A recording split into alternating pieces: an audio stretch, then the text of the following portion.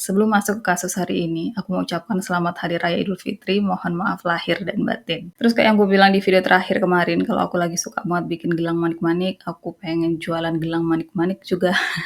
Dan sebulan kemarin aku nggak muncul karena aku bikin gelang, jadi ya gitu. Dan kemarin aku kayak mikir, sayang banget gitu kalau seandainya aku stop, berhenti bikin konten kayak gini, untuk sesuatu yang baru aku suka. Jadi kayak, kenapa nggak sekalian aja bikin konten ngomongin hal-hal kriminal sekalian aku bikin gelang. Jadi dari video ini sampai video-video selanjutnya, kemungkinan besar aku bakalan ngomongin tentang sebuah kasus sambil aku bikin gelang dan aku harap kalian nggak terganggu sama sekali. Kemudian untuk kasus hari ini adalah tentang sebuah kasus yang disebut sebagai The Bloody Bender. Jadi pada pertengahan 1871 sampai awal 1873, beberapa pelancong yang melewati area Osage County, Osage Trail, Kansas, dilaporkan menghilang. Orang-orang yang menghilang tersebut, beberapa di antaranya ditemukan dalam keadaan yang udah meninggal, sementara beberapa lainnya tetap menghilang tanpa jejak. Dan setelah bertahun-tahun, salah satu keluarga yang tinggal di dekat area Osage Trail, yaitu keluarga Bender, dicurigai sebagai pelakunya. Jadi di sini kita bakalan ngebahas tentang keluarga Bender, apakah benar memang mereka adalah pelakunya atau bukan.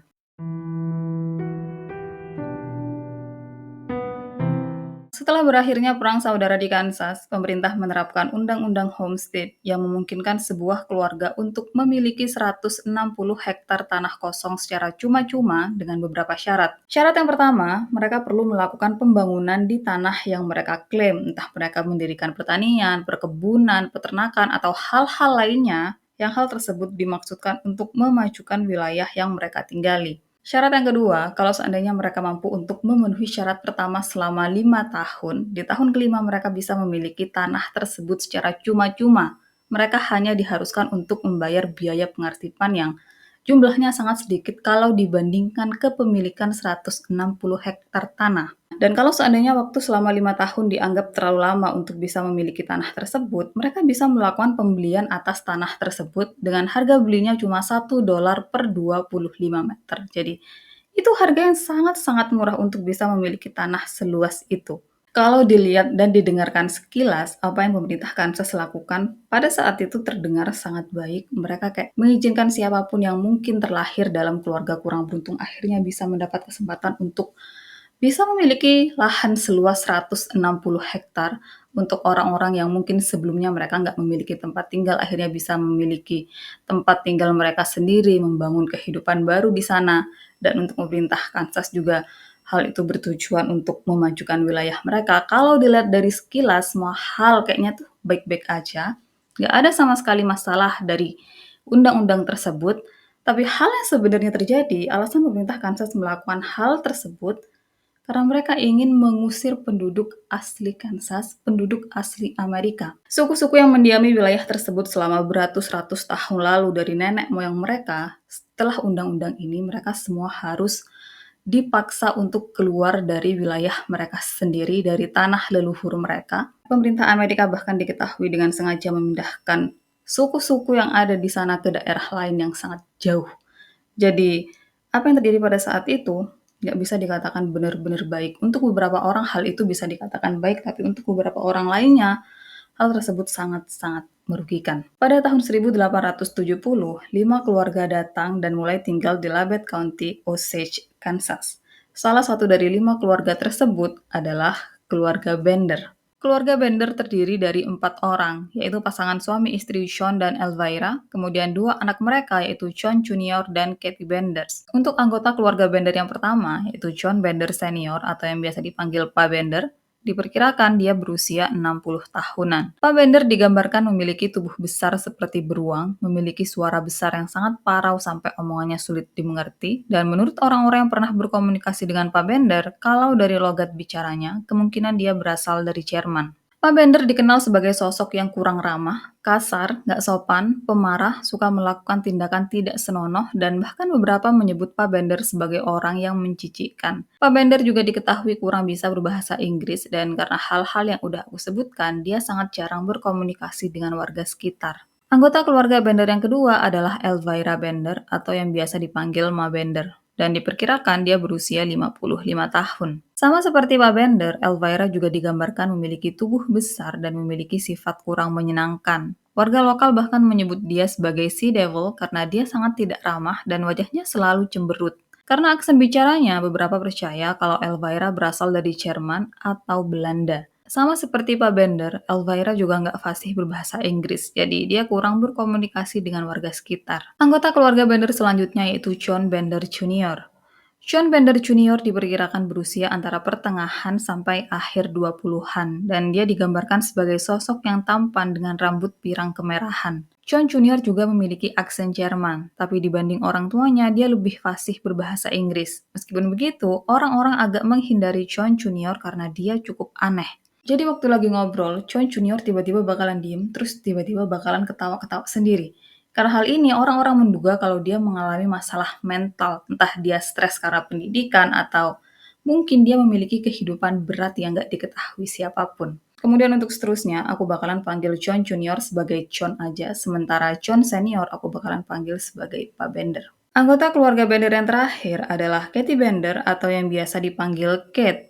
Diperkirakan, Kate berusia awal 20 tahunan dan dia digambarkan sebagai sosok yang sangat cantik, sangat ramah, sangat mudah bergaul, dia sangat berbanding terbalik dibanding keluarganya. Kemudian karena Kate sangat cantik, orang-orang berpikir kalau Kate gak seharusnya tinggal di Labette County, dia harusnya tinggal di kota-kota besar dan mendapatkan kemewahan hidup. Kate memperkenalkan dirinya sebagai profesor, healer, cenayang, juga sebagai orang yang bisa menyembuhkan berbagai penyakit seperti kebutaan dan tuli. Sebagai cenayang, Kate juga menyatakan kalau dirinya bisa berkomunikasi dengan arwah. Dan karena itu adalah masa perang, banyak para istri dari tentara yang gugur di medan perang kemudian mendatangi Kate untuk bisa berbicara dengan arwah suaminya. Dan sebelum ngebahas lebih jauh tentang keluarga Bender, aku akan menjelaskan lebih dulu tentang tempat tinggal mereka. Jadi pada saat itu, keluarga Bender memilih tanah yang dekat dengan Osage Trail, di mana pada saat itu Osage Trail bisa dibilang adalah jalanan utama banyak orang yang melewati Osage Trail dan otomatis melewati kediaman mereka. Dan pada saat itu, kebanyakan dari mereka yang melakukan perjalanan dan melewati Osage Trail adalah mereka-mereka yang mencari lahan baru, tanah baru untuk didiami bersama keluarga mereka. Saat sebuah keluarga mencari lahan untuk ditinggali, biasanya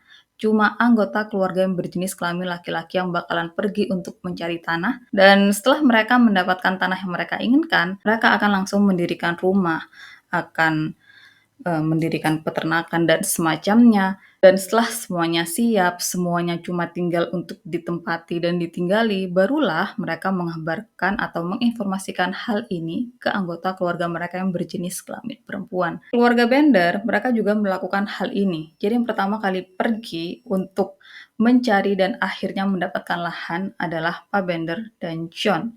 Mereka pergi pada Oktober 1870 dan saat mereka mendapatkan lahan yang mereka inginkan, barulah di situ mereka mendirikan rumah, kemudian mereka membangun kandang-kandang ternak, menggali sumur dan semacamnya, dan saat semuanya udah siap, cuma tinggal untuk ditinggali, barulah mereka menghubungi Elvira dan Kate, dan pada musim gugur 1871, barulah di situ anggota keluarga Bender akhirnya tinggal bersama lagi. Kemudian khusus untuk keluarga Bender, selain syarat-syarat yang aku udah sebutkan tadi tentang gimana seseorang bisa mendapatkan tanah seluas 160 hektar secara cuma-cuma, selain dua syarat tersebut, keluarga Bender harus memenuhi syarat tambahan. Jadi di wilayah yang keluarga Bender tinggali, ada kebun apel yang sebelumnya adalah milik dari suku asli Kansas, penduduk asli Kansas, dan pemerintah Kansas pada saat itu memberikan syarat kalau keluarga Bender memang menginginkan tanah tersebut, mereka harus mempertahankan kebun apel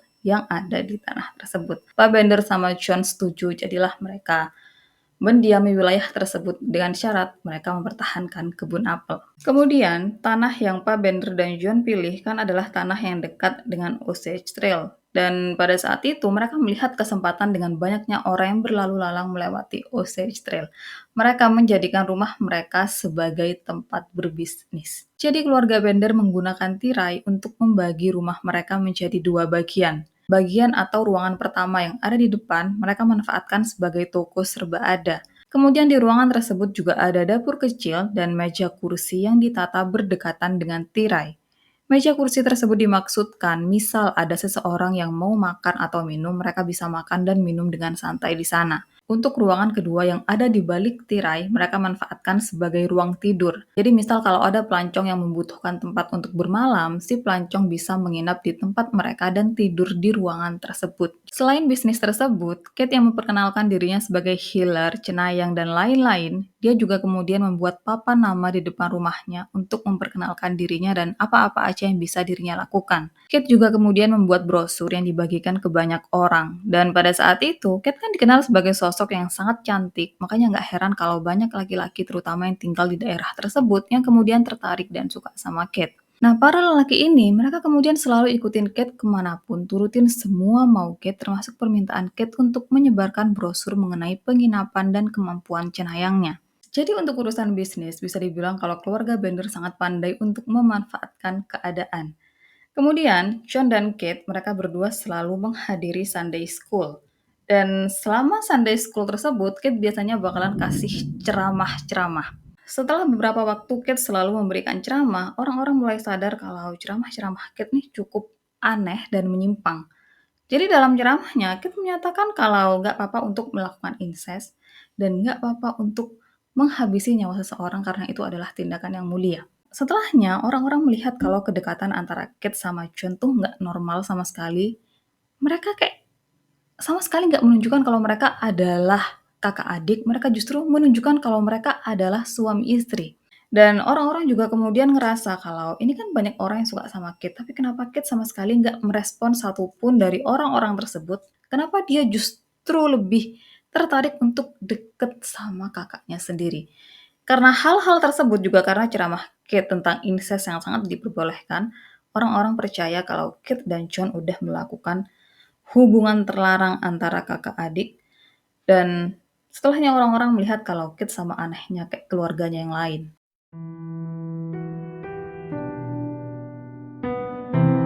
Mei 1871, mayat seorang laki-laki yang nantinya diketahui bernama William Jones ditemukan oleh dua anak laki-laki di kawasan Drum Creek yang jaraknya sekitar 28 kilometer dari Labette County. Sebelumnya, William udah dinyatakan hilang selama berminggu-minggu saat dalam perjalanan melewati Osage County. Dan saat ditemukan, dia dalam keadaan tengkorak belakang hancur, kemudian ada luka menganga di lehernya yang sampai-sampai bikin lehernya tuh hampir putus. Orang-orang pada saat itu curiga kalau pelakunya adalah pemilik tanah di mana William ditemukan. Tapi karena sama sekali nggak ada bukti yang mendukung kecurigaan ini, semuanya cuma jadi sekedar kayak kecurigaan aja, nggak ada hal-hal apapun yang kemudian membuat si pemilik tanah dijadikan sebagai pelaku. Februari 1872, dua mayat lain ditemukan di daerah Oswego yang juga berjarak sekitar 28 kilometer dari Labette County. Dua mayat ini memiliki luka yang sama dengan luka yang diderita William Jones. Yang sayangnya, identitas dari dua mayat ini nggak pernah diketahui. Nggak lama setelahnya, seorang pria bernama Brown juga ditemukan meninggal di daerah sekitar Labette County dan dia memiliki luka yang sama seperti tiga mayat sebelumnya, yaitu bagian belakang kepala yang hancur dan leher yang hampir putus. Dan untuk beberapa waktu selanjutnya, makin banyak mayat yang ditemukan di daerah sekitar Labette County dengan keadaan yang sama, bagian belakang kepala hancur dan leher yang hampir putus. Kebanyakan dari mayat-mayat tersebut berjenis kelamin laki-laki, dan berdasarkan dari para korban yang berhasil diidentifikasi, mereka adalah orang-orang yang melakukan perjalanan untuk mendapatkan lahan atau tempat tinggal baru. Dan berdasarkan alasan tersebut, udah pasti kalau orang-orang ini pergi dengan membawa uang atau barang-barang berharga yang cukup banyak. Karena uang dan barang-barang berharga tentunya akan berguna selama mereka melakukan perjalanan jauh, mereka membutuhkan uang untuk makan, minum, tempat tinggal, dan sebagainya. Dan setelah mereka menemukan lahan yang cocok pun, mereka harus segera mendirikan rumah. Dan makanya mereka nih membawa banyak uang juga barang-barang berharga yang itu sangat mereka perlukan. Karena alasan tersebut, dipercaya kalau pelakunya adalah sekelompok pencuri yang memang beroperasi di sekitar Osage Trail karena mereka tahu kalau Osage Trail sering digunakan oleh banyak orang yang melakukan perjalanan jauh yang orang-orang ini membawa barang berharga. Dan karena hal ini, orang-orang dicurigai sebagai pencuri akhirnya dikeluarkan dari kota Osage. Tapi meskipun begitu, kejadian yang sama tetap berulang. Kemudian dari sekian banyak korban yang berhasil ditemukan, beberapa di antaranya kan nggak diketahui identitasnya tuh siapa, dia asalnya dari mana, tujuannya melakukan perjalanan apa. Dan kemungkinan besar alasannya karena keluarga mereka yang ada di rumah sama sekali nggak sadar kalau keluarga mereka yang melakukan perjalanan ini mengalami sesuatu yang buruk. Jadi pada masa itu, aku udah bilang kalau biasanya para lelaki yang akan pergi untuk mencari lahan dan kemudian mendirikan rumah dan hal ini biasanya berlangsung selama berbulan-bulan. Dan untuk anggota keluarga mereka yang tinggal di rumah, mereka nih biasanya bakalan mikir, "Oh mungkin nggak ada kabar karena masih belum menemukan lahan yang diinginkan, atau mungkin belum selesai membangun rumahnya." Makanya mereka sama sekali nggak mencari tahu kenapa anggota keluarga mereka kemudian nggak ada kabarnya. Kemudian setelah tersebarnya informasi mengenai orang-orang yang melewati Osage Trail dan beberapa di antaranya ditemukan dalam keadaan yang udah meninggal, sementara beberapa lainnya tetap menghilang tanpa jejak, para anggota keluarga yang tinggal di rumah yang mereka nih ditinggalkan oleh anggota keluarga mereka lainnya untuk alasan dan tujuan mendapatkan lahan yang nantinya bisa ditinggali bersama, para keluarga yang ditinggalkan di rumah, mereka nih jadi khawatir dan akhirnya mereka mendatangi Osage County untuk mengetahui apakah keluarga mereka menjadi korban dari apapun yang terjadi di sana atau enggak. Orang-orang ini juga kemudian mengajukan keluhan ke otoritas Osage County. Mereka melaporkan tentang keluarga mereka yang udah nggak ada lagi kabarnya sejak melewati Osage Trail.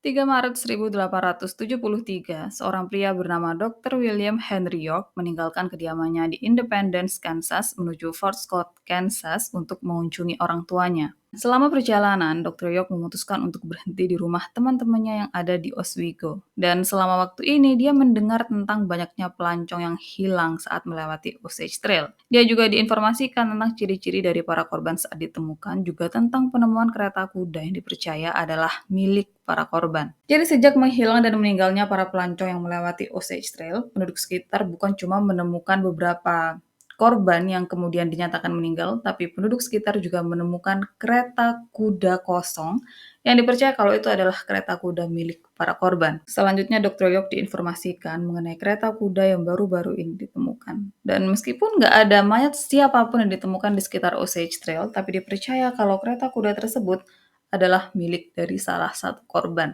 Waktu Dr. York diinformasikan mengenai ciri-ciri dari kereta kuda dan kuda-kuda yang terikat di kereta tersebut, Dr. York benar-benar syok karena ciri-ciri dari kereta kuda dan kuda yang baru-baru aja ditemukan, itu tuh cocok dan mirip dengan ciri-ciri dari kuda dan kereta kuda milik sahabat sekaligus tetangganya yaitu George Newton Langkor. Jadi pada akhir tahun 1872, istri George baru aja meninggal dan saking sedihnya dia karena kehilangan istrinya, George memutuskan untuk pergi dari Independence. Dia memutuskan untuk kembali ke kampung halamannya yang ada di Iowa bersama putri tunggalnya yaitu Mary Ann. Dan gak diketahui pasti usia Mary Ann berapa, tapi beberapa orang menyebut usia Mary Ann masih 18 bulan, sementara beberapa lainnya menyebut sekitar 6 atau 7 tahun. Kemudian setelah memutuskan untuk pindah ke Iowa, George menjual beberapa barangnya dan untuk beberapa barang lainnya tetap dia pertahankan dan kemudian dia bawa ke Iowa. Setelahnya, untuk membawa barang-barang tersebut juga sebagai akomodasinya menuju Iowa, George membeli kuda-kuda dan kereta kuda milik Dr. York. Makanya Dr. York nih hafal betul tentang ciri-ciri kereta kuda dan kuda-kuda yang dibawa oleh George karena sebelumnya itu adalah miliknya. Malam harinya Dr. York menginap di salah satu rumah saudaranya, yaitu Kolonel York. Dan selama waktu itu mereka membicarakan tentang kasus orang-orang yang hilang setelah melewati Osage Trail. Juga Dr. York cerita tentang kemungkinan kalau tetangga dan temannya juga menjadi salah satu korban atas apapun yang terjadi di Osage Trail. Besoknya sebelum melanjutkan perjalanan, Dr. York bilang sama saudaranya kalau dia mau mampir dulu ke lokasi di mana kuda dan kereta kuda yang baru-baru ini ditemukan berada. Dia mau mengecek apakah kuda dan kereta kuda tersebut memang milik George atau bukan. Dr. York juga kemudian bilang sama saudaranya ini kalau dirinya akan berada di rumah orang tua mereka selama 10 atau 14 hari. Setelahnya Dr. York pergi menuju lokasi di mana kuda dan kereta kuda yang baru-baru ini ditemukan berada. Dan setelah sampai di lokasi tersebut, dia langsung mengiyakan kalau itu memang benar adalah milik George. Artinya, George dan putrinya yang masih kecil juga menjadi korban atas apapun yang terjadi di Osage Trail. Dr. York kemudian tanya tentang lokasi di mana kereta kuda tersebut ditemukan. Dan waktu dia dikasih tahu di mana kereta kuda tersebut ditemukan, dia benar-benar shock karena lokasi ditemukannya kereta kuda tersebut itu tuh berlawanan arah dengan jalan yang seharusnya George lalui untuk menuju Iowa. Karena hal tersebut, Dr. York percaya kalau George diserang di tempat yang berbeda dari lokasi di mana kereta kudanya ditemukan.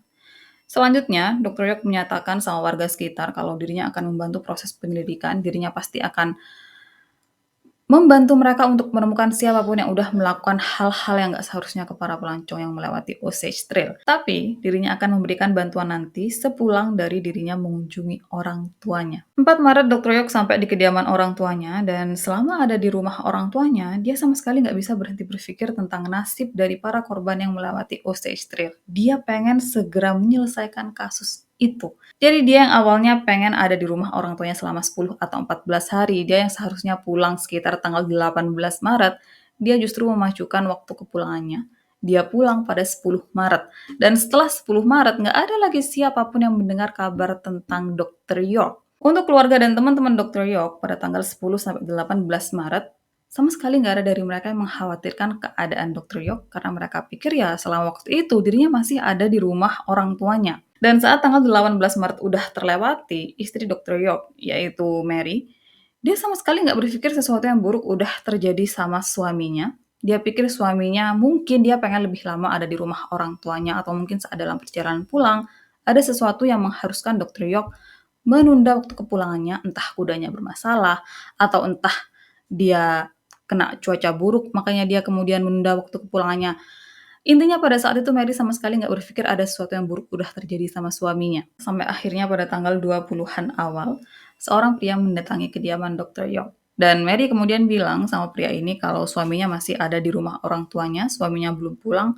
Mungkin suaminya pengen lebih lama ada di rumah orang tuanya. Tapi pria ini, dia langsung memberikan raut wajah. Dia langsung menunjukkan raut wajah yang benar-benar pucat.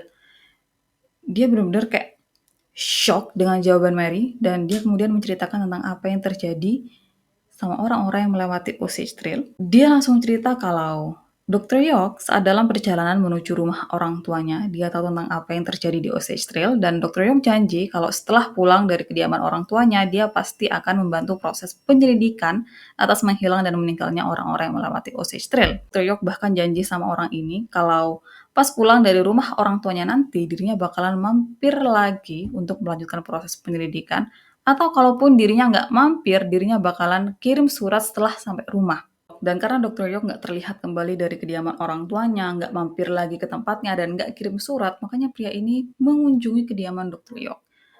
Waktu pria ini menyelesaikan ceritanya, dalam hati kecilnya memberitahu kalau suaminya udah pasti menjadi korban atas apapun yang terjadi di Osage Trail, kalau suaminya kemungkinan besar udah meninggal. Mary kemudian mengirim pesan ke dua saudara Dr. York, yaitu Kolonel York dan Senator York. Dan sesegera mungkin dua bersaudara York ini membawa 50 orang mereka menuju Osage Trail. Mereka menyisir seluruh area Osage Trail, tiap-tiap rumah yang ada di sekitar Osage Trail. Mereka datangi, mereka periksa, mereka tanya-tanya orang yang ada di sana. Kemudian tiap toko, bar, atau apapun dan siapapun yang mereka temui di sekitar Osage Trail, mereka bakalan tanya tentang apakah ada dari mereka yang melihat Dr. York. 28 Maret, dua bersaudara York dan rombongannya mendatangi sebuah toko untuk membeli cerutu.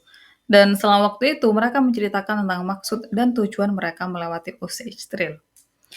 Disinilah si penjaga toko kemudian menyatakan kalau dirinya tahu dan mengenal Dr. York. Bahkan pada 10 Maret, Dr. York mengunjungi tokonya. Si penjaga toko kemudian melanjutkan kalau pada saat itu dirinya bilang sama Dr. York, misal Dr. York mau bermalam, Dr. York bisa bermalam di kediaman Bender karena mereka membuka penginapan. Setelah mendengar keterangan dari si penjaga toko, dua bersaudara York dan rombongannya segera menuju kediaman Bender untuk mencari tahu lebih jauh tentang jejak terakhir Dr. York. Waktu York Brothers dan orang-orangnya sampai di kediaman Dr. York, mereka langsung menanyakan tentang apakah Dr. York benar menginap di tempat mereka. Dan keluarga York menyatakan kalau pada 10 Maret memang benar Dr. York menginap di tempat mereka. Tapi besoknya pada 11 Maret, Dr. York pergi dan setelahnya nggak ada satupun dari mereka yang melihat Dr. York lagi. Waktu keluarga Bender ditanya lebih jauh mengenai Dr. York, Elvira, atau Ma Bender, dia menunjukkan sikap yang seolah-olah dia kurang bisa berbahasa Inggris. Jadi untuk selanjutnya, dia nggak lagi ditanya mengenai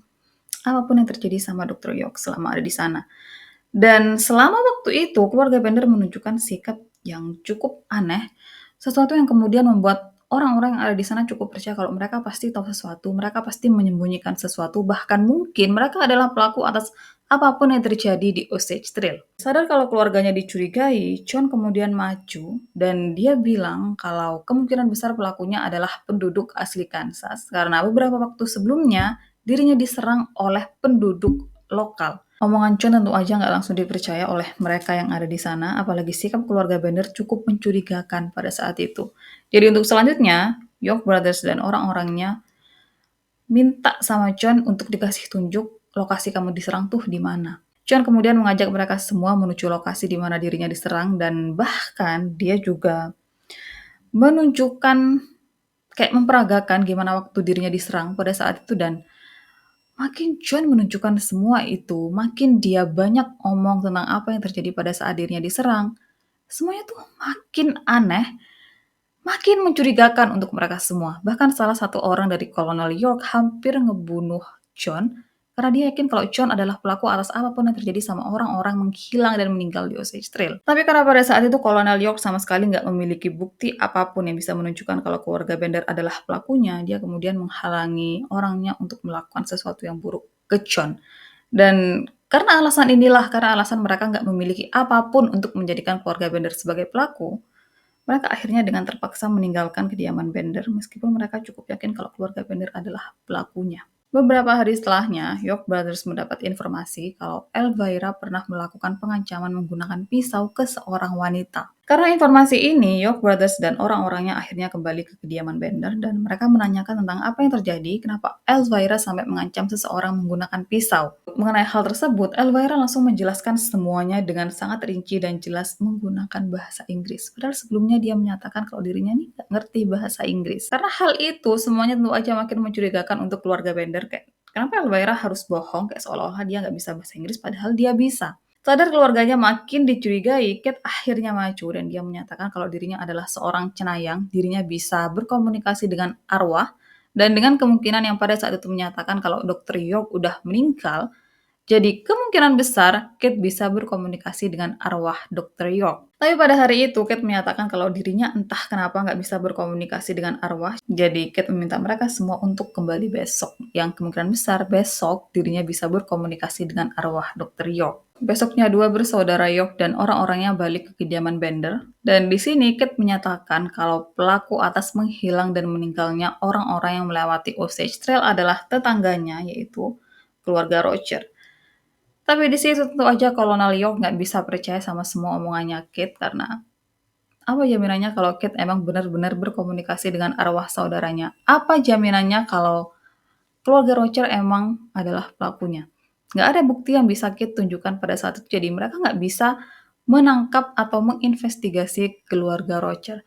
Justru setelahnya, York Brothers dan orang-orangnya makin percaya kalau memang keluarga Bender adalah pelakunya, kalau mereka pasti tahu sesuatu. Tapi karena lagi-lagi mereka nggak memiliki satupun bukti yang bisa menunjukkan kalau keluarga Bender memang adalah pelakunya, lagi-lagi dengan terpaksa mereka harus pergi dari kediaman Bender meskipun mereka percaya kalau keluarga Bender adalah pelakunya.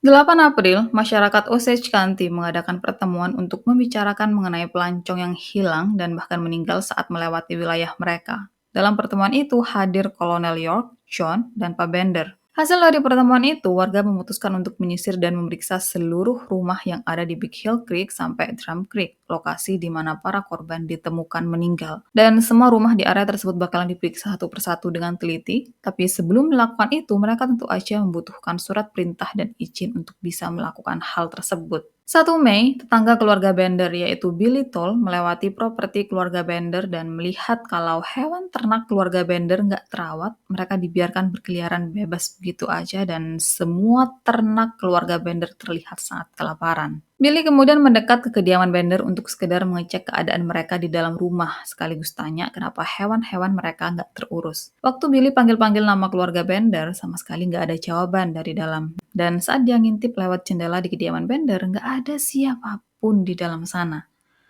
Waktu ngecek bagian lain rumah, Billy sadar kalau kuda dan gerobak keluarga Bender juga nggak ada. Jadi kemungkinan besar mereka pergi entah kemana. Dan karena adanya kecurigaan tentang mereka yang adalah pelaku atas apapun yang terjadi di Osage Trail sama para pelancong, Billy langsung melaporkan kepergian keluarga Bender ke otoritas tempat. Sayangnya karena cuaca buruk, pihak berwenang baru bisa datang untuk melakukan pemeriksaan beberapa hari setelah laporan dibuat. Sheriff Leroy Dick adalah orang yang bertanggung jawab dan memiliki otoritas di area tempat tinggal keluarga Bender.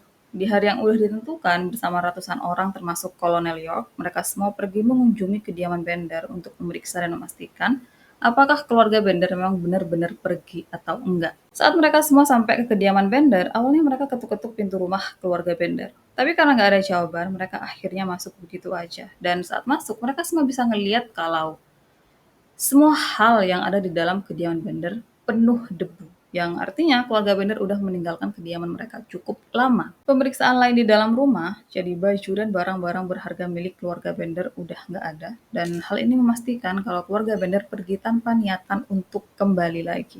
Pemeriksaan lain di dalam rumah juga kemudian menunjukkan hal-hal yang seolah-olah makin memastikan kalau keluarga Bender memang benar adalah pelakunya. Jadi di bagian atap rumah keluarga Bender ditemukan banyak lubang peluru. Setelahnya, ditemukan kacamata yang oleh Kolonel York dipastikan kalau itu adalah kacamata milik Dr. York. Hal lainnya juga ditemukan pisau berdarah dan 3 palu dengan ukuran berbeda-beda. Karena temuan-temuan ini, semua orang makin percaya kalau keluarga Bender memang adalah pelaku atas apapun yang terjadi di Osage Trail. Tapi pada saat itu mereka nggak bisa benar-benar menuduh atau memastikan keluarga Bender adalah pelakunya karena sejauh itu yang mereka temukan bukan bukti langsung. Mereka percaya, tapi mereka nggak memegang bukti langsung apapun. Kemudian beberapa waktu setelahnya, mereka sadar kalau bagian lantai atau tepatnya lantai yang ada di bawah meja kediaman Bender, itu lantai dikerubungi sama lalat. Dan ini adalah meja yang biasanya digunakan oleh para pelanggan untuk beristirahat, untuk makan. Nah, di bagian bawah meja itulah yang dikerubungi sama lalat. Karena penasaran, orang-orang yang ada di sana akhirnya memeriksa tentang apa sih yang lalat-lalat itu kerubungi. Waktu diperiksa, orang-orang yang ada di sana kemudian melihat kalau ada semacam pintu rahasia yang menuju basement di bagian bawah lantai. Karena pintu yang ada di bawah meja tersebut dikunci, jadi orang-orang yang ada di sana harus mencongkel itu pintu. Dan setelah pintu tersebut dibuka, orang-orang yang ada di sana langsung bisa mencium aroma yang benar-benar nggak enak, aroma yang benar-benar busuk. Masalahnya adalah, sebagian besar orang-orang yang pada saat itu memeriksa kediaman Bender adalah orang-orang yang pernah mengikuti perang. Mereka tahu bahwa mayat seperti apa, mereka tahu bau darah, tumpukan mayat, potongan daging, dan semacam itu seperti apa, dan aroma seperti itu yang mereka cium dari bawah basement keluarga Bender. Beberapa orang akhirnya turun ke basement keluarga Bender, mereka bawa lentera masing-masing, dan saat mereka mengarahkan lentera mereka ke tiap sudut basement keluarga Bender, semuanya tuh warna merah, yang mereka yakini itu adalah darah yang udah mengering. Dan di bagian lantai mereka juga menemukan semacam daging berwarna merah yang lembek, juga tulang belulang manusia. Dan karena temuan inilah kemudian dipastikan kalau keluarga Bender adalah orang yang bertanggung jawab atas apapun yang terjadi di Osage Trail, dan mereka menjadikan basement rumah mereka sebagai tempat jagal. Ratusan orang yang ada di sana akhirnya memutuskan untuk mengangkat dan memindahkan atau menggeser kediaman Bender biar mereka nih kayak bisa lebih leluasa untuk masuk ke basement keluarga Bender. Dan entah maksudnya gimana mereka mengangkat dan menggeser rumah keluarga Bender. Entah mereka benar-benar angkat terus geser itu rumah atau gimana, tapi mereka memang melakukan hal itu. Entah gimana caranya. Dan saat mereka udah bisa lebih leluasa untuk melihat lubang basement keluarga Bender, mereka akhirnya masuk ke dalam basement dan mereka mulai menggali tanah juga dinding basement keluarga Bender. Karena mereka pada saat itu meyakini kalau kemungkinan besar para korban keluarga Bender dikubur di sana. Tapi sedalam dan sejauh apapun mereka menggali, mereka nggak menemukan tubuh siapapun di dalam basement keluarga Bender. Jadi mereka pada situ kayak, terus ini mayat-mayatnya diapakan?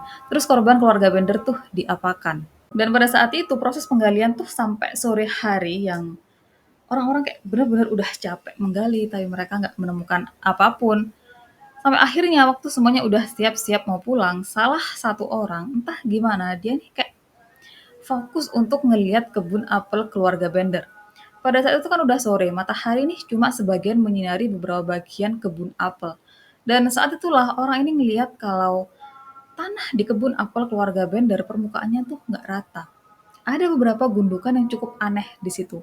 Dan khawatir kalau gundukan tersebut adalah kuburan, jadi orang tersebut langsung menginformasikan hal ini ke teman-temannya yang lain. Jadilah beberapa orang mulai menggali gundukan tanah yang ada di kebun apel keluarga Bender, dan di sanalah mereka menemukan tubuh para korban keluarga Bender. Mayat pertama yang ditemukan terkubur di kediaman Bender adalah mayat Dr. Yok. Dia ditemukan dalam keadaan kepala ada di bawah sementara kakinya di atas. Dan Dr. Yok dia memiliki luka seperti korban-korban lainnya. Kemudian setelahnya juga ditemukan mayat George dan putrinya. George memiliki luka sama seperti Dr. York dan korban-korban lainnya, sementara putri George yaitu Mary Ann dia nggak memiliki luka apapun di tubuhnya, jadi dipercaya kalau dia dikubur hidup-hidup. Setelahnya seluruh properti keluarga Bender digali dan disinilah orang-orang mulai menemukan banyak mayat. Bahkan di sumur keluarga Bender juga ditemukan satu mayat di sana. Penggalian properti keluarga Bender berlangsung semalaman sampai pagi. Berdasarkan temuan yang didapat, diperkirakan korban keluarga Bender ada lebih dari 20 orang, dan ini terhitung dari korban pertama yang ditemukan meninggal, yaitu William Jones yang meninggal pada Mei 1871. Jumlah korban keluarga Bender sendiri nggak bisa dipastikan karena beberapa korban keluarga Bender ditemukan terkubur dalam keadaan nggak utuh. Dan pada saat itu belum ada pemeriksaan apapun yang bisa memastikan apakah potongan tubuh tersebut berasal dari satu tubuh yang sama atau berbeda-beda. Makanya jumlah pasti korban keluarga Bender nggak bisa diketahui. Selanjutnya untuk mayat yang ditemukan dalam keadaan tubuh utuh, kecuali Mary Ann, mereka semua memiliki luka yang sama, bagian belakang kepala hancur dan leher yang hampir putus. Nantinya dipastikan berdasarkan ukuran luka para korban, palu yang ditemukan di dalam kediaman Bender adalah senjata yang dipakai untuk menghancurkan bagian belakang kepala para korban. Kemudian dari sekian banyak mayat yang ditemukan terkubur di kediaman Bender, ada satu orang yang sosoknya tuh cukup bikin kaget, terutama untuk Sheriff Roy Dick. Jadi, di antara korban-korban yang ditemukan terkubur di kediaman Bender, salah satu korban yang kemudian bisa teridentifikasi adalah Henry Mackenzie. Dan dia adalah ipar Sheriff Roy Dick.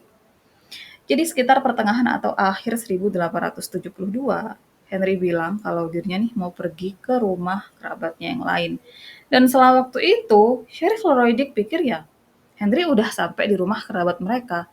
Kalau Henry ada di sana dan dia baik-baik aja, dia nggak pernah nyangka kalau ternyata Henry tuh jadi korban keluarga Bender.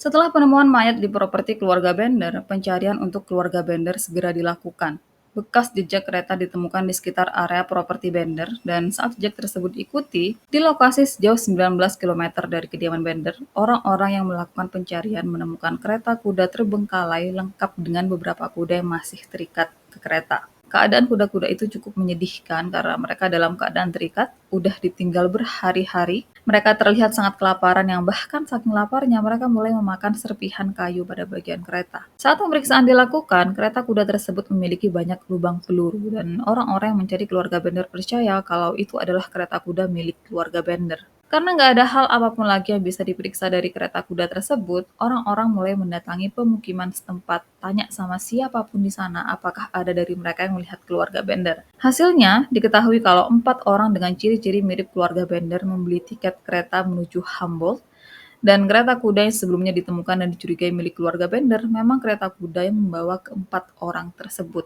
Setelahnya konduktur kereta mulai ditanya mengenai 4 orang tersebut dan dia menyatakan kalau saat berada di Karute, pria dan wanita lebih muda yang dipercaya adalah Sean dan Kate turun dari kereta dan memutuskan untuk pergi ke Red River County dekat Denison, Texas. Dari sana mereka diketahui melakukan perjalanan ke area perbatasan Texas dan New Mexico yang dikenal sebagai sarang penjahat. Dan pencarian untuk Sean juga Kate berhenti sampai di situ. Polisi nggak berani kejar mereka sampai ke perbatasan Texas dan New Mexico karena beberapa penegak hukum yang mengejar penjahat ke area tersebut hampir nggak pernah kembali. Sementara untuk pria dan wanita lebih tua yang dipercaya adalah Elvira dan Pak Bender, mereka tetap melanjutkan perjalanannya ke Humboldt terus naik kereta lain menuju St. Louis, Missouri.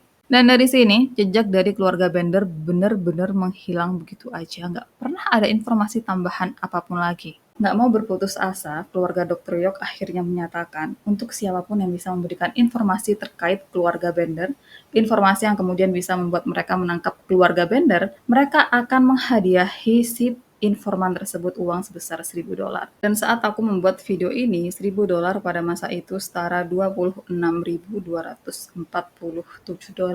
Beberapa minggu kemudian, gubernur setempat melipat gandakan hadiah yang dijanjikan menjadi $2.000 yang setara $52.494. Pas aku bikin video ini setara segitu. Dan beberapa waktu setelahnya, karena nggak ada kemajuan, hadiah uang tersebut kembali dilipat gandakan menjadi $3.000 yang setara $78.742 di tahun ini saat aku membuat video ini. Dan karena jumlah yang ditawarkan tuh sangat-sangat banyak, orang-orang akhirnya sangat tertarik untuk mencari keluarga Bender. Mereka mulai membentuk kelompok pribadi dan melakukan pencarian untuk mengejar keluarga Bender. Dan orang-orang ini saat mereka kembali dari pencarian mereka untuk menemukan keluarga Bender, pas balik mereka selalu bilang kalau mereka udah berhasil menemukan keluarga Bender dan mereka langsung menghabisi keluarga Bender saat itu juga. Saat mereka menemukan keluarga Bender, mereka langsung menghabisi keluarga Bender. Tapi karena nggak ada satupun omongan orang-orang tersebut yang bisa dibuktikan, jadi nggak ada satupun dari orang-orang tersebut yang kemudian dikasih hadiah. Mereka cuma sekedar bilang, kami udah menghabisi keluarga Bender, tapi nggak ada bukti yang mereka kasih. Dan yang ngomong kayak gitu, itu tuh banyak. Hampir semua orang yang berusaha menemukan keluarga Bender, pas pulang, mereka tuh selalu ngomong kayak gitu. Dan gak mungkin kan semua orang itu yang kemudian menghabisi keluarga Bender, apalagi mereka pergi dan kembali di waktu yang berbeda-beda. Jadi gimana bisa mereka melakukan itu? Kemudian saat pencarian keluarga Bender menemukan jalan buntu, orang-orang yang dipenuhi rasa marah akhirnya melampiaskan kemarahan mereka ke orang-orang yang diduga kuat sebagai kaki tangan keluarga Bender dalam melakukan aksi kejahatannya. Seorang pria bernama Rudolph Brockman yang dia diketahui sangat tergila-gila sama Kate, dia selalu ikutin Kate kemanapun, dia selalu lakuin apapun yang Kate mau. Nah, si Rudolph, dia nih dipercaya sebagai kaki tangan keluarga Bender. Rudolph akhirnya dijemput di rumahnya dan sama orang-orang dia nih langsung digantung ke pohon, terus pas dia kehabisan nafas, dia diturunin, dia ditanya apakah dirinya terlibat atau enggak dengan apapun yang keluarga Bender lakukan, dan waktu dia bilang enggak, dia nih digantung lagi. Terus pas dia kehabisan nafas, dia diturunin lagi dan ditanya lagi, dan waktu Rudolph bilang dia nggak terlibat, dia digantung lagi, dan hal ini terus terjadi berulang-ulang kali. Dan karena hal ini terus terjadi berulang-ulang kali dengan Rudolf yang selalu bilang kalau dirinya benar-benar nggak terlibat, orang-orang akhirnya percaya kalau memang Rudolf nggak terlibat dengan apapun yang keluarga Bender lakukan. Dan ini sebenarnya nggak ada hubungannya dengan keluarga Bender, tapi aku pengen kasih info aja tentang Rudolf. Jadi, 23 tahun setelah apa yang keluarga Bender lakukan, Rudolf ditangkap karena dia melakukan serangan seksual dan menghabisi putrinya sendiri yang baru berusia 18 tahun. Karena kejahatannya ini Rudolf hanya dihukum selama 20 tahun. Kemudian balik ke keluarga Bender. Jadi, selama waktu keluarga Bender melakukan kejahatannya atau selama para pelancong menghilang dan meninggal, para pelancong yang melewati Osage Trail menghilang dan meninggal, diketahui kalau keluarga Bender sering banget jual beberapa barang berharga. Yang waktu ditanya mereka bilang kalau itu adalah barang berharga milik orang-orang yang menginap di tempat mereka, tapi karena si orang yang menginap ini nggak memiliki uang, mereka akhirnya membayar keluarga Bender menggunakan barang-barang berharga mereka yang nantinya diketahui kalau itu adalah barang berharga milik para korban keluarga Bender. Dan keluarga Bender, mereka nih nggak menjual barang-barang ini dengan tangan mereka sendiri. Mereka suruh orang lain untuk melakukan hal tersebut. Dan orang-orang yang biasanya menjualkan barang-barang keluarga Bender inilah yang kemudian dicurigai sebagai kaki tangan keluarga Bender. Total ada 12 orang yang kemudian ditangkap dan dicurigai sebagai kaki tangan keluarga Bender karena mereka adalah orang-orang yang menjual barang-barang milik korban keluarga Bender. Dan nantinya orang-orang ini memang menyatakan kalau mereka melakukan hal tersebut untuk keluarga Bender. Maksudnya mereka memang menjualkan barang-barang tersebut, barang-barang milik para korban keluarga Bender, tapi mereka sama sekali nggak tahu kalau itu adalah barang milik orang yang udah dibunuh oleh keluarga Bender. Yang mereka tahu itu adalah barang-barang dari mereka yang menginap di kediaman keluarga Bender tapi nggak memiliki uang untuk membayar biaya penginapan. Dan karena sejauh itu nggak ada bukti apapun yang menunjukkan keterlibatan ke-12 orang tersebut, akhirnya mereka berdua-belas dilepaskan. Kemudian karena ketahuan kalau keluarga Bender menjual barang-barang berharga milik para korbannya, dipercaya kalau motif keluarga Bender melakukan hal itu adalah untuk memiliki harta berharga para korbannya dan mereka akhirnya terpaksa membunuh korban-korbannya karena mereka nggak mau ketahuan udah melakukan pencurian. Tapi setelahnya, dari beberapa orang yang berhasil teridentifikasi, saat orang-orang tersebut melakukan perjalanan atau seenggaknya singgah di kediaman keluarga Bender, orang-orang tersebut nggak membawa uang ataupun barang-barang berharga. Karena hal tersebut, pemikiran tentang keluarga Bender, motifnya melakukan hal itu untuk memiliki barang berharga para korban tuh disingkirkan. Orang-orang mulai percaya kalau keluarga Bender melakukan hal tersebut ya karena mereka memang suka melakukan hal tersebut. Dan kalaupun si korban membawa barang berharga saat berkunjung ke tempat mereka, ya itu adalah bonus untuk mereka. Kemudian untuk selanjutnya, informasi mengenai apa yang keluarga Bender lakukan tersebar dengan cepat. Sekitar 3.000 orang termasuk wartawan dari New York dan Chicago berdatangan untuk melihat dan meliput langsung kediaman Bender, juga lubang-lubang yang sebelumnya adalah tempat para korban dikubur. Setelahnya rumah keluarga Bender dihancurkan dan orang-orang mulai mengambil puing-puing rumah, barang, atau apapun di sana termasuk batu berdarah yang ada di basement keluarga Bender. Mereka melihat hal tersebut sebagai barang yang bisa dijadikan koleksi.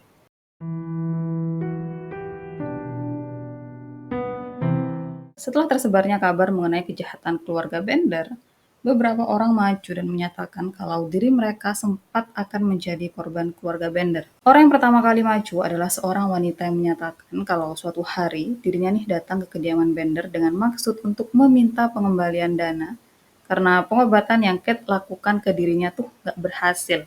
Kate kemudian bilang sama wanita ini untuk bermalam di rumahnya karena dirinya akan melanjutkan pengobatan ke wanita ini malam nanti dan dirinya membutuhkan kehadiran wanita ini. Karena Kate ngomong begitu, akhirnya wanita ini bersedia untuk bermalam di kediaman Bender.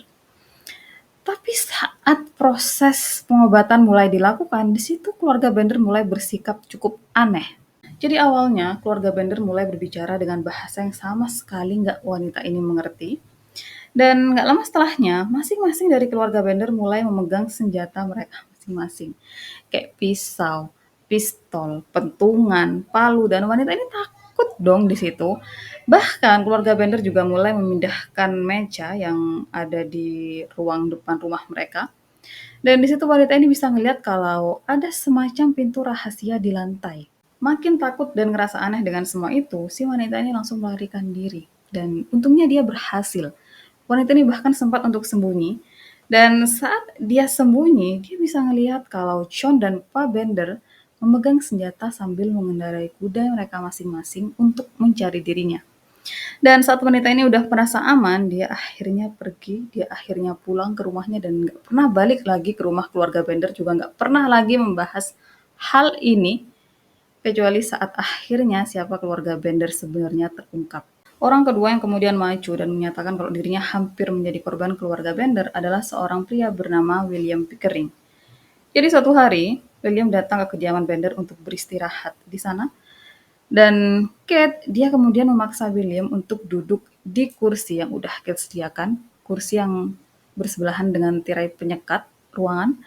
Dan William dia nggak mau duduk di kursi itu karena dia melihat semacam bercak darah menjijikkan. Yang nantinya dikonfirmasi kalau bercak darah yang ada di kursi juga di tirai yang William lihat pada saat itu adalah darah milik korban terbaru keluarga Bender yang kemungkinan besar belum bersih atau Itu adalah darah baru yang belum dicuci sama keluarga Bender, jadi kayak masih basah dan William ngeliat itu dan dia merasa jijik di situ. Jadi dia nggak mau duduk di itu kursi. Karena William terus menolak untuk duduk di kursi tersebut, Kate akhirnya mulai melakukan pengancaman menggunakan pisau. Dia benar-benar suruh William untuk duduk di kursi itu dan William ngerasa nggak berdaya di rumah itu karena Kate bersama 3 anggota keluarga lainnya sementara dirinya sendiri dan mereka melakukan pengancaman dengan senjata tajam. Jadi William akhirnya melarikan diri dan dia nggak pernah balik lagi ke kediaman Bender. Orang ketiga yang kemudian maju dan menyatakan kalau dirinya hampir menjadi korban keluarga Bender adalah seorang pastor bernama Pastor Paul Ponziclion. Jadi, suatu hari Pastor Paul mendatangi kediaman Bender untuk beristirahat. Dan waktu dirinya ada di sana, dia ngeliat kalau Pak Bender nih kayak meraba-raba sesuatu. Yang waktu dia cek, yang Pak Bender raba-raba itu adalah sebuah palu. Mulai ngerasa sesuatu yang gak enak di situ, dia merasakan firasat buruk di situ. Pastor Paul akhirnya bilang sama keluarga Bender kalau dirinya mau keluar sebentar untuk ngecek kuda-kudanya. Dan keluarga Bender izinkan. Pastor Paul kemudian keluar, tapi bukannya dia mengecek kudanya seperti yang dia bilang ke keluarga Bender, dia justru melarikan diri bersama kuda-kudanya. Orang yang selanjutnya maju dan menyatakan diri hampir menjadi korban keluarga Bender adalah seorang wanita bernama Mrs. Fitz. Jadi suatu hari, Mrs. Fitz mendatangi kediaman Bender dan dia kemudian dipersilahkan oleh Kate untuk duduk di kursi yang udah dipersiapkan, kursi yang dekat dengan tirai. Pada saat dirinya duduk itulah, dia kemudian melihat siluet seorang pria di bagian belakang tirai dan ngerasa takut di situ. Mrs. Fitz langsung melarikan diri dan dia nggak pernah balik lagi ke kediaman Bender. Berdasarkan keterangan dari para calon korban yang akhirnya berhasil melarikan diri ini, kemudian disimpulkan tentang gimana cara keluarga Bender menghabisi korban-korbannya. Jadi, mereka akan meminta para korban mereka untuk duduk di kursi yang udah dipersiapkan, kursi yang dekat dengan tirai. Dan setelah waktu itu, Kate bakalan ajak si calon korban untuk ngobrol. Kate bakalan tanya siapa mereka, tujuan mereka untuk bepergian apa, siapa keluarga mereka. Dan saat Kate merasa kalau orang yang ada di depannya adalah orang biasa, orang yang nggak memiliki kekuatan apapun untuk menghancurkan modus operandi mereka, untuk menghancurkan pola kejahatan mereka, Kate akan memberikan kode ke Pak Bender atau ke John yang menunggu di balik tirai sambil memegang palu. Dan saat si korban lengah, entah si korban lagi makan, entah si korban lagi asik ngobrol sama Kate, orang yang ada di belakang tirai bakalan pukul kepala korban dengan keras menggunakan palu. Hal yang selanjutnya terjadi, ada 2 versi mengenai hal ini. Jadi, beberapa orang percaya kalau setelah Pak Bender atau John memukul kepala korbannya menggunakan palu, mereka bakalan langsung menggorok leher korban mereka, memastikan si korban meninggal, baru setelahnya pintu basement dibuka dan si korban didorong masuk ke dalam basement.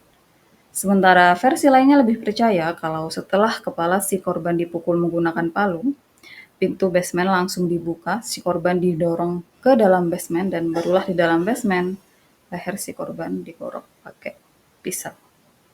Entah yang mana yang benar karena gak ada siapapun, maksudnya gak ada yang bisa dimintai keterangan mengenai apa yang terjadi di dalam rumah, jadi nggak bisa dipastikan versi yang mana yang benar. Kemudian setelah mereka menghabisi korban-korbannya, mereka bakalan ambil barang-barang berharga milik para korban mereka dan menjual barang-barang berharga tersebut. Dan ini masih berdasarkan asumsi, jadi dipercaya kalau awalnya keluarga Bender berusaha menyingkirkan tubuh korbannya dengan membuang tubuh korban mereka di area yang cukup jauh dari area tempat tinggal keluarga Bender. Tapi setelah penemuan tubuh-tubuh di sekitar Osage Trail cukup menarik perhatian banyak orang, cukup membuat orang-orang khawatir, disitulah keluarga Bender mulai mengubah cara mereka untuk menyingkirkan tubuh korban-korban mereka. Mereka memanfaatkan lahan seluas 160 hektar mereka untuk mengubur korban-korban mereka dan bukan cuma itu, mereka juga kemudian memotong tubuh-tubuh korban mereka. Dan entah apakah mereka kemudian membuang potongan tubuh korban mereka di tempat yang berbeda-beda atau enggak atau gimana enggak. Bagian tubuh korban yang terpotong-potong tuh masih jadi misteri karena enggak diketahui apakah itu berasal dari satu tubuh yang sama atau berbeda-beda dan apakah keluarga Bender membuang potongan tubuh korban mereka tuh di tempat berbeda-beda atau mereka kubur aja di lokasi di properti mereka. Bagian itu tuh nggak diketahui.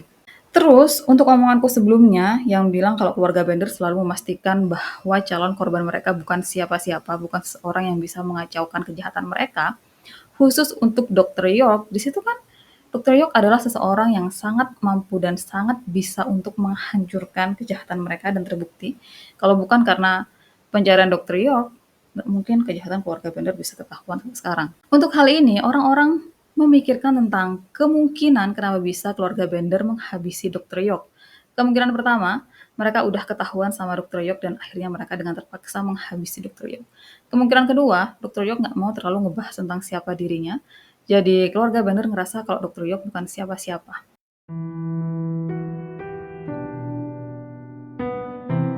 Selama bertahun-tahun, beberapa orang ditangkap karena dituduh sebagai keluarga Bender, tapi nggak ada satupun tuduhan-tuduhan ini yang terbukti, jadi mereka-mereka yang dianggap sebagai keluarga Bender akhirnya dibebaskan. Pada 1884, seorang pria tua dengan deskripsi mirip Pak Bender ditangkap di Montana karena melakukan pembunuhan, di mana korbannya dia habisi dengan memukul kepalanya menggunakan palu. Cara yang sama dengan gimana keluarga Bender menghabisi korban-korbannya.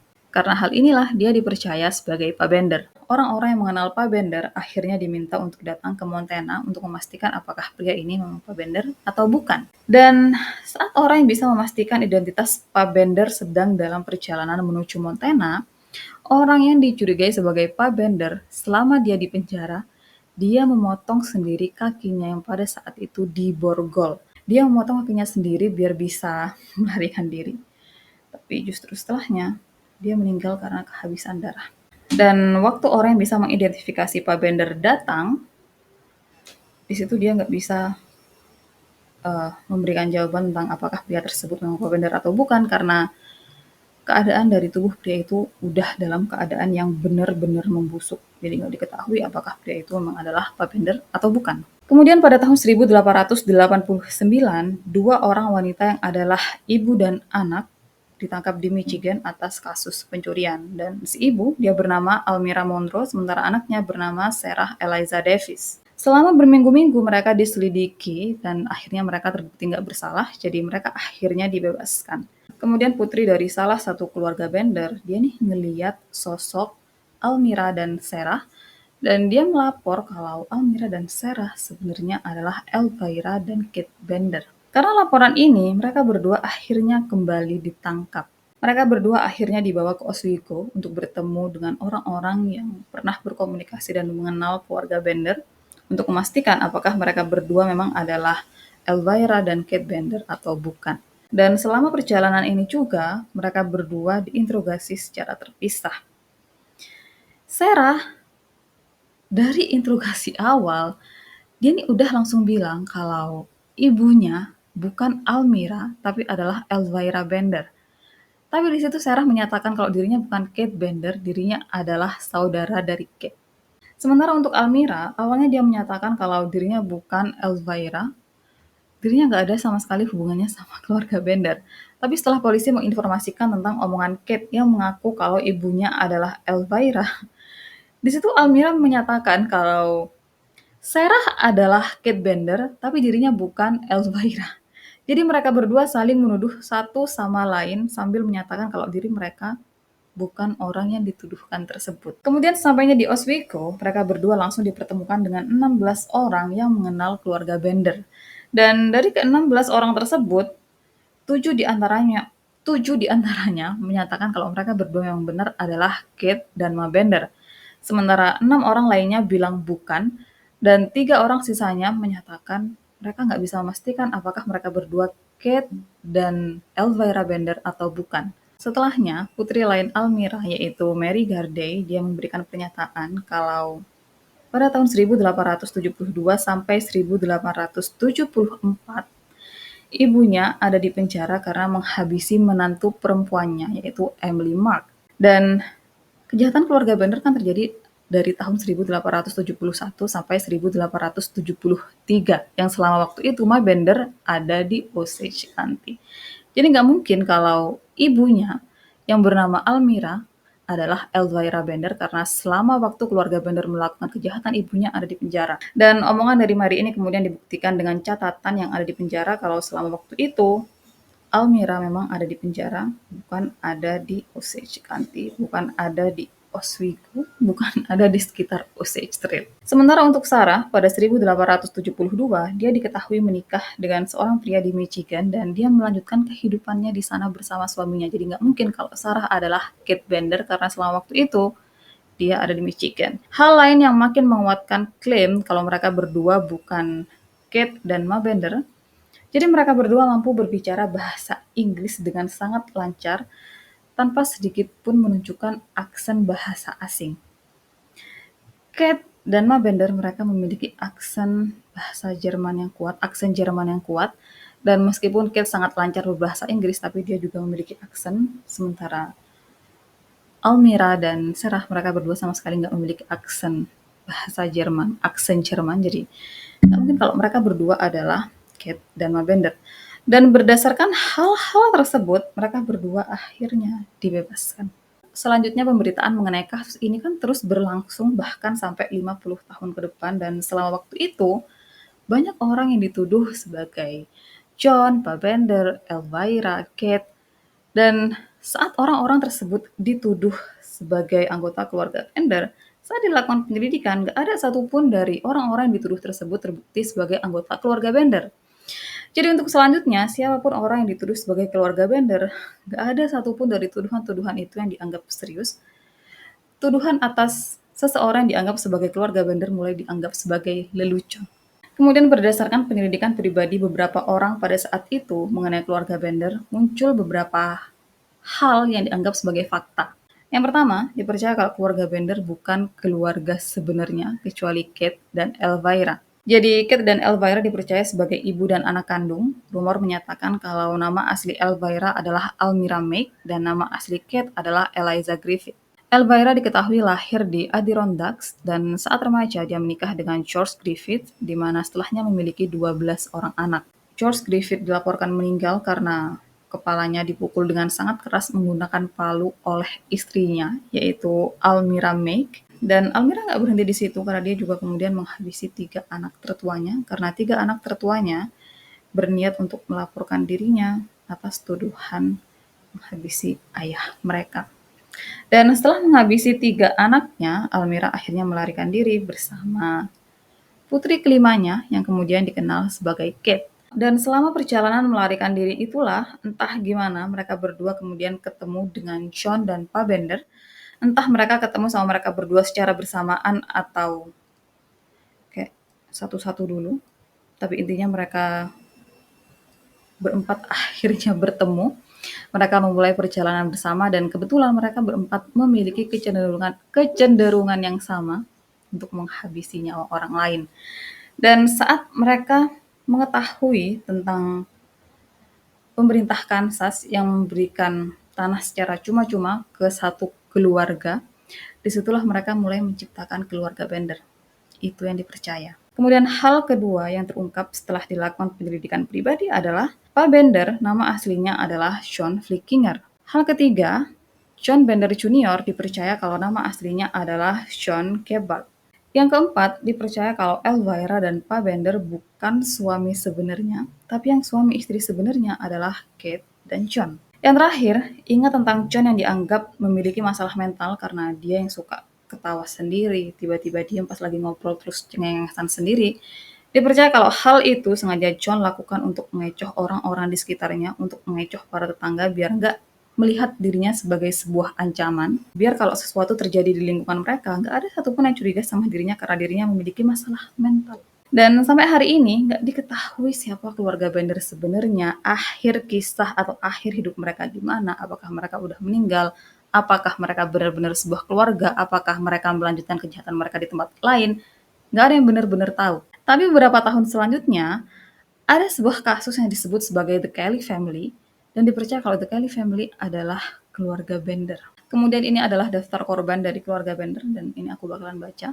Jadi yang pertama, yaitu William Jones yang ditemukan pada Mei 1871. William ditemukan di Drum Creek dengan tengkorak hancur dan leher terpotong. Korban kedua dan ketiga ditemukan pada Februari 1872, dan dua pria ini identitasnya nggak diketahui. Dua pria ini ditemukan di Prairie Village dengan tengkorak hancur dan leher terpotong. Korban keempat adalah Ben Brown yang kemungkinan besar meninggal pada Desember 1872. Dia berasal dari Howard County, Kansas, ditemukan terkubur di kebun apel keluarga Bender, yang saat kepergiannya dia membawa uang sebesar $2.600. Yang saat pembuatan video ini $2.600 setara $68.243. Korban kelima adalah W. F. McCarthy, yang kemungkinan besar meninggal pada Desember 1872. Pada saat kepergiannya, dia membawa kereta kuda dan uang sebesar $38, yang pada saat pembuatan video ini setara $997. Korban keenam adalah Henry Mackenzie, yang kemungkinan besar meninggal pada Desember 1872. Pada saat kepergiannya, Henry membawa beberapa kuda dan uang sebesar $36, yang pada saat pembuatan video ini setara $945. Korban ketujuh adalah Shonny Boyle yang kemungkinan meninggal pada Desember 1872 dan dia berasal dari Howard County, Kansas. Pada saat kepergiannya, Shonny membawa kuda pacu betina pelana seharga $850 yang pada saat pembuatan video ini setara $22.310. Johnny juga membawa uang sebesar $10 yang pada saat pembuatan video ini setara $262. Tubuh Johnny sendiri ditemukan di sumur keluarga Bender. Korban keluarga Bender yang ke-8 dan 9 adalah George Newton Langkor dan putrinya yaitu Mary Ann, yang kemungkinan besar mereka meninggal pada Desember 1872.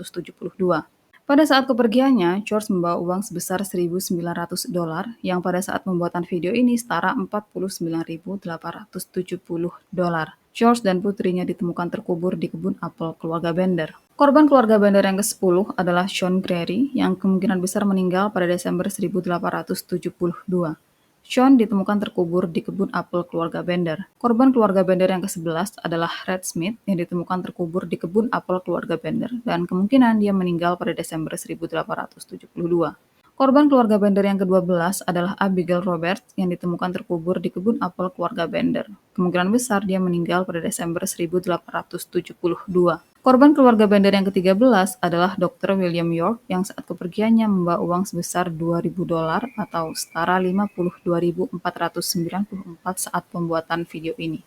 Dan dia ditemukan terkubur di kebun apel keluarga Bender. Korban lain keluarga Bender ditemukan 4 mayat pria nggak dikenali di sekitar area Drum Creek dengan tengkorak hancur dan leher terpotong. Kemudian sisanya adalah penemuan potongan tulang dan tubuh yang terkubur di properti keluarga Bender. Dan ini adalah akhir untuk video hari ini. Benar-benar gak enak endingnya karena si pelaku nggak ketahuan ending hidup mereka tuh gimana. Apakah mereka melakukan kejahatan di tempat lain atau enggak? Apakah mereka memang melakukan hal itu motifnya untuk uang atau untuk seneng-seneng atau gimana? Gak suka endingnya. Dan makasih udah nonton videoku sampai akhir. Kalian mau nonton nggak gelangku yang aku buat pas aku bikin video ini? Beberapa belum ku pakein ini pengait. Aku tuh mau jualan di Shopee. Udah buka toko tapi belum ku isi foto-fotonya. Dan segini kasus untuk hari ini. Makasih udah nonton videoku sampai akhir. Kita ketemu di video selanjutnya untuk membahas Kelly Family, keluarga yang ada hubungan yang sedikit dihubungkan dengan keluarga Bender. Kita bakalan sama-sama melihat apakah memang keluarga Kelly adalah keluarga Bender atau bukan. Jadi sampai ketemu di video selanjutnya.